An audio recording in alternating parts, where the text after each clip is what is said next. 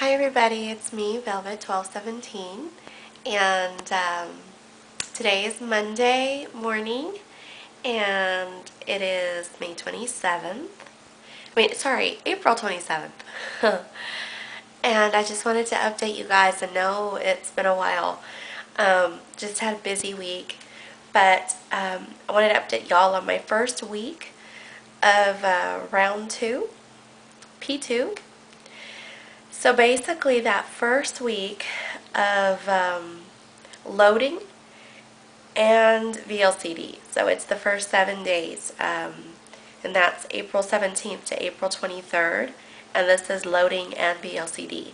So basically I gained 5.6 pounds loading in 2 days, and then I lost those same 5.6 pounds the remaining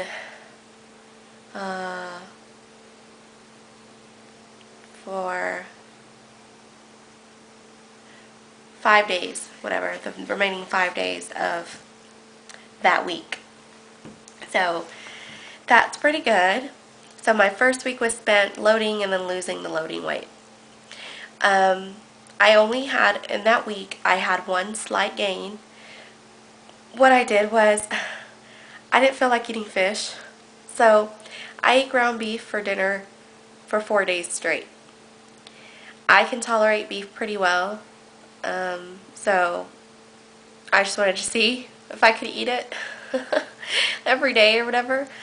And I was fine the first 3 days, but after the 4th day of eating it for dinner, I had a gain on the scale the next morning. So I can't do that. So now I know my limits. But I am lucky that I can eat beef, so I'm glad for that.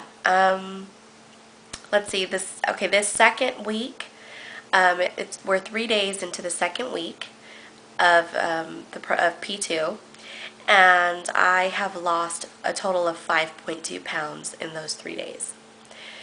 I've been releasing really well, at least 1 pound, and even up to 2.4 pounds. And that was a release that I had 2 days ago.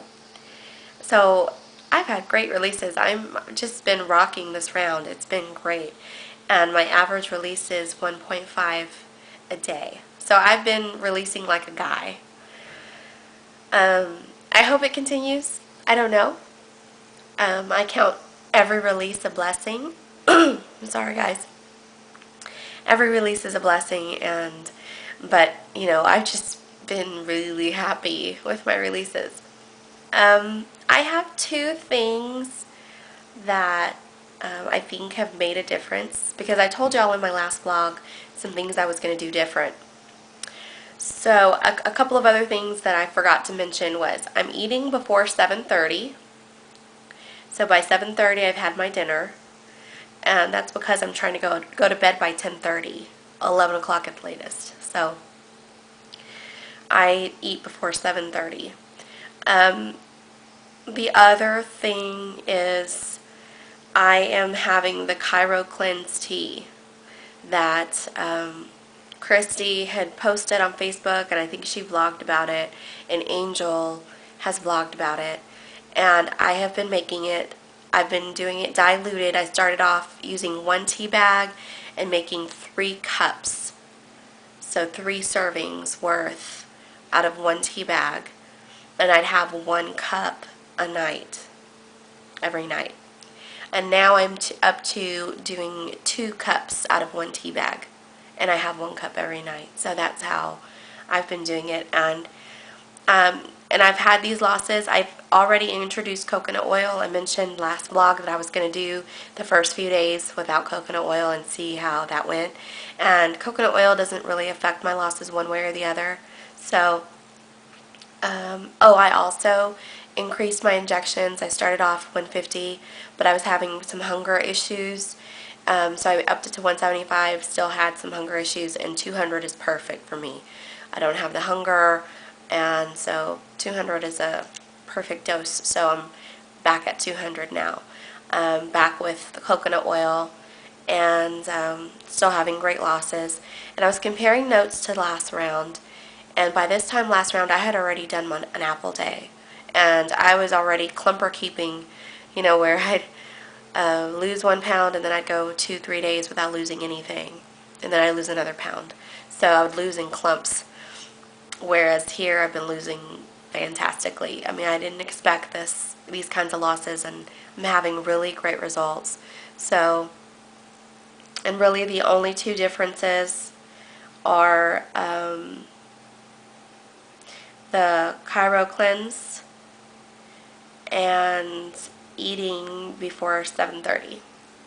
So I'm getting a gallon of water in a day, just like before. And I don't know, I mean, it's been pretty smooth going this round. I did have one hard day. Saturday was really hard for me. I don't know, I was just emotional. I was feeling really deprived, and everybody was out grilling, and I just felt